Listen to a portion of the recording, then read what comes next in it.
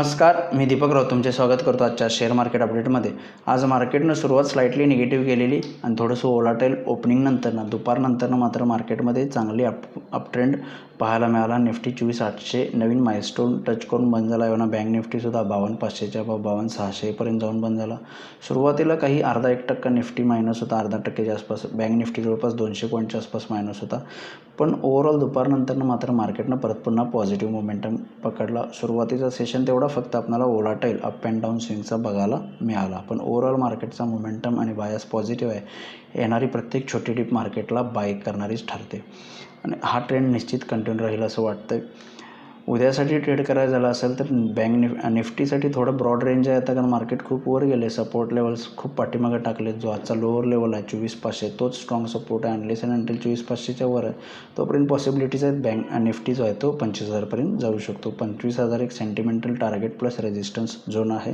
पण हायर लेवलला थोडंसं मला वाटतं कॉशियस राहा, प्रॉफिट बुक करत राहा, कारण market one way election result नंतरनं खूप वरती आलं आहे आणि एखादं प्रॉफिट बुकिंग डीप ग्लोबल मार्केटला आलेले आहेत। युरोपियन मार्केट्स खाली आहेत, एशियन मार्केट्स खाली आहेत, US मार्केटमध्ये नॅसडॅक S&P 100 2-3 दिवस खाली आले। फक्त आपलं मार्केट जे आहे ते वन वे वर चाललेलं आहे। फ्लोज स्ट्रॉंग आहे त्यामुळे तसं होतं आहे। आजही FIsने बाईंग केले 5,900 करोडचं, DIsने 2,900 करोडचं सेल केले, त्यामुळे फ्लोज स्ट्रॉंग असल्यामुळे मार्केट वर जाते। त्यामुळे निफ्टीसाठी 24,500 एकच स्टॉप लॉस राहील, जोपर्यंत आहे तोपर्यंत त्याच्यावरती 25,000पर्यंत जाऊ शकतं। एवढा बँक निफ्टी 52,000च्या वरती जोपर्यंत आहे मार्केट अप ट्रेंडमध्ये राहू शकतं। 53,000 एवढा त्याच्यावर जाऊ शकतं। त्यामुळे स्काय इज द लिमिट आहे, नो डाऊन साईडला फक्त 24,500 आणि 52,000 हे स्ट्रॉंग सपोर्ट आहे। त्याच्यावरती जोपर्यंत आहे मार्केट तोपर्यंत फर्दर अपमूव्ह दाखवत राहील असं मला वाटतंय।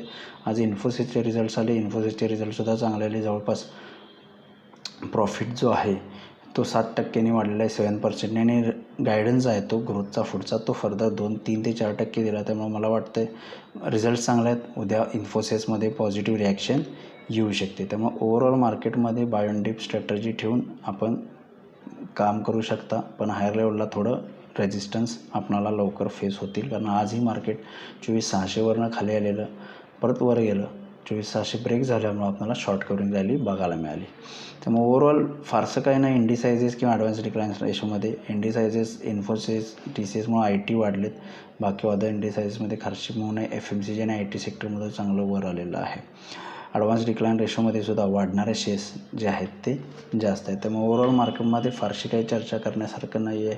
जितकं वर जायला लागलं आहे तितके ब्रॉड रेंज व्हायला लागलेलं आहे, सपोर्ट रेंज खाली चाललेले आहे। तर निफ्टीसाठी उद्या 24,500च्या अवभाव 25,000पर्यंत जाऊ शकतो। तर बघा मार्केट्स उद्या कशा पद्धतीने बिहेव होतात। माझा व्हिडिओ ऐकला त्याबद्दल धन्यवाद। माझा व्हिडिओ जास्तीत लाईक करा, शेअर करा, माझ्या चॅनल सबस्क्राईब करून डेली अपडेटसाठी बेल आयकॉनवर क्लिक करा। धन्यवाद।